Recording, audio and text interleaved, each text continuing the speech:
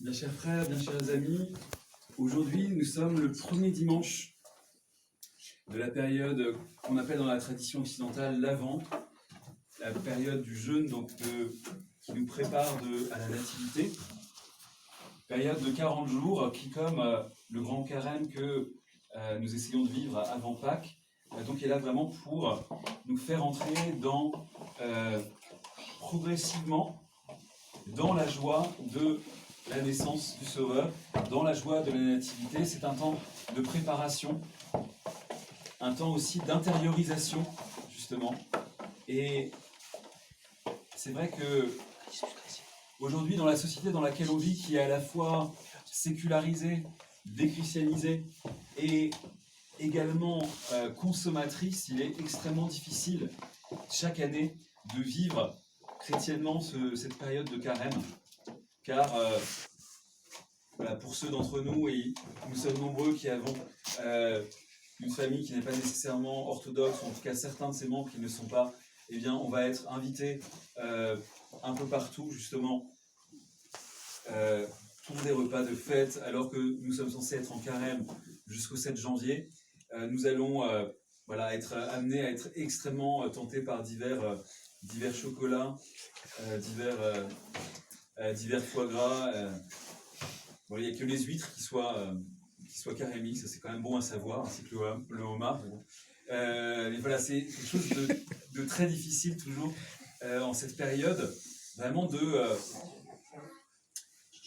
tenir ce carême avant la nativité, d'autant qu'avec le froid qui arrive, c'est vrai qu'on a quand même davantage envie de choses conséquentes, de choses qui tiennent au corps, plutôt que de manger de la salade verte. Voilà, c'est une période assez difficile, mais en même temps, il ne faut pas oublier que le plus important, finalement, c'est l'esprit dans lequel on se trouve. Je crois que il ne faut pas qu'on se focalise sur les interdits alimentaires que l'Église nous propose et qui ont un sens, hein, évidemment, autant qu'il faut faire ce qu'il faut s'y tenir, mais le plus important, c'est véritablement l'esprit. Et notamment, je pense que pour se préparer à entrer dans cette fête, il est vraiment bon de s'interroger sur son rapport avec la matière, avec la consommation, surtout dans le monde dans lequel on vit, puisque la parole que le Seigneur nous fait entendre, après qu'il a justement dit qu'il n'y avait rien de pire pour l'âme que l'avarice, c'est celle de cet homme qui, ayant amassé du bien, se dit qu'il va pouvoir se reposer, qu'il va pouvoir profiter, qu'il va pouvoir boire, festoyer, manger, alors que cette nuit même, on lui redemandera. Cette âme qu'il a tellement maltraitée, puisque le disent les pères, notamment Saint Basile, hein, alors que l'âme, c'est ce qu'il y a en nous justement de plus spirituel, eh bien, il n'entretient son âme que de choses matérielles. Donc, il est véritablement dans une sorte de négation de son propre être spirituel. C'est ce qu'est le matérialisme aujourd'hui, hein. C'est-à-dire c'est une amputation de la part spirituelle de l'homme.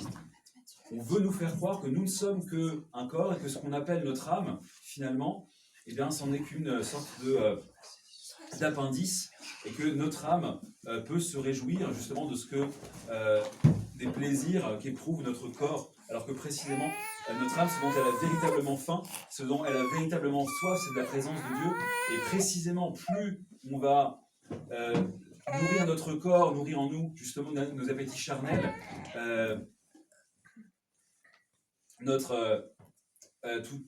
tous les désirs justement charnels que nous avons, plus nous allons, à contrario, affamer notre âme. Donc ce que je vous propose en cette période justement de l'Avent, dans cette période qui nous prépare à Noël, c'est précisément d'essayer de nourrir notre âme alors qu'elle est en train de mourir de faim à la porte, pendant que c'est notre corps justement qui généralement a toute notre préoccupation. Insensé, ce soir même, on te redemandera ton âme. C'est ce que nous devrions nous dire finalement tous les jours, car cette voix de Dieu, dans cette parabole que le Christ nous transmet, c'est aussi justement celle qui devrait retentir à nos oreilles. C'est la voix de notre conscience, finalement aussi, qui se fait l'écho de la voix de Dieu. C'est-à-dire que, comme le disent les pères, si véritablement nous avions toujours en vue la pensée de la mort, si nous nous rendions compte à quel point cette vie est éphémère, à quel point tout ce qui fait nos soucis et nos désirs dans cette vie sont des choses qui sont périssables, qui passeront, alors que Dieu, lui, ne passe jamais, eh bien, c'est véritablement vers le ciel que nous aurions sans arrêt les yeux tournés, plutôt que de s'inquiéter, que de se torturer pour savoir justement comment s'enrichir, comment faire en sorte de profiter de sa fortune, etc. Ce que disent les pères aussi, pour commenter cette parabole, c'est que finalement ce riche qui vient de se rendre compte qu'il avait gagné énormément d'argent, eh bien il n'en est pas pour autant plus heureux, puisque les premières pensées qu'il a sont des pensées de trouble, des pensées d'inquiétude. Comment vais-je faire pour engranger tout ce grain que j'ai en surplus? Même mes greniers ne sont pas assez grands. Et donc, il se lamente de ce qu'il n'a pas des greniers assez grands pour toute la richesse qu'il possède. Alors que, comme le disait Jean Chrysostome, eh bien, le grenier dans lequel il aurait dû mettre ce surplus de grains, eh bien, c'est justement le corps des pauvres, de tous les pauvres qui, eux, n'avaient pas de quoi se nourrir, ou en tout cas peu de quoi se nourrir, et qui, justement, s'attendaient peut-être, justement, à quelques actes de miséricorde, quelques actes d'aumône, quelques actes de charité, justement, puisque lui n'avait évidemment pas besoin de tout cela. Ce qui est terrible avec notre désir humain, c'est qu'il est absolument et définitivement insatiable. Saint Augustin nous le dit, nous sommes faits pour Dieu, nous n'avons de repos qu'après l'avoir trouvé. Et le problème, c'est que nous croyons toujours que nous désirons autre chose. Et l'une des choses aujourd'hui particulièrement avec lesquelles le diable essaie de nous écarter de Dieu, c'est précisément cette inquiétude en ce qui concerne des choses matérielles. Voilà, est-ce que je vais garder mon travail? Est-ce que je ne vais pas tomber au chômage? Est-ce que une fois au chômage, je pourrais justement continuer à payer mon loyer, etc., etc. Toutes ces préoccupations matérielles qui sont là pour étouffer en nous le véritable désir, qui est un désir de Dieu. Et paradoxalement, hein, c'est Dieu que nous voulons et c'est à Dieu que nous consacrons le moins de temps. Donc pendant cette période de l'Avent, pendant cette période du carême de l'Avent, voilà, je nous souhaite à tous de réussir à trouver, à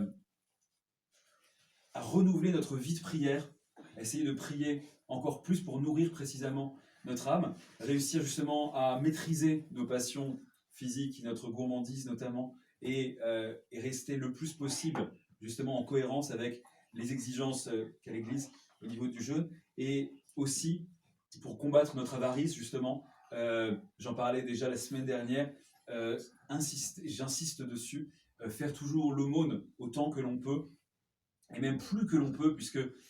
si on essaye d'y réfléchir rationnellement, on pourra toujours se trouver justement des excuses pour ne pas la faire, des excuses pour se dire que finalement on ne fait qu'entretenir un problème, voilà, et que peut-être que la personne à qui on donne n'en est pas digne, etc. Personne n'est digne même de tout ce que Dieu lui donne, moi le premier, et donc il ne faut surtout pas laisser ce genre de pensée nous parasiter. Essayez vraiment de faire le monde le plus possible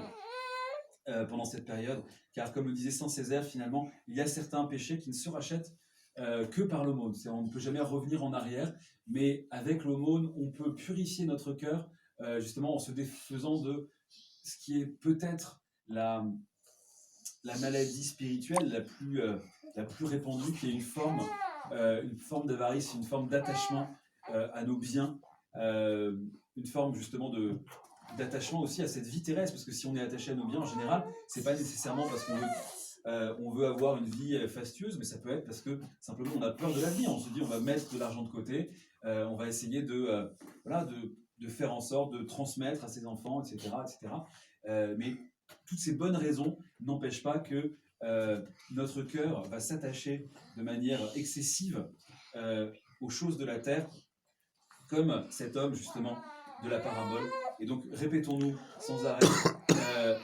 insensé, ce soir on te demandera à ton âme. Puisse cette âme justement au jour où on nous la redemandera rejoindre le Christ, les saints, la Mère de Dieu et les anges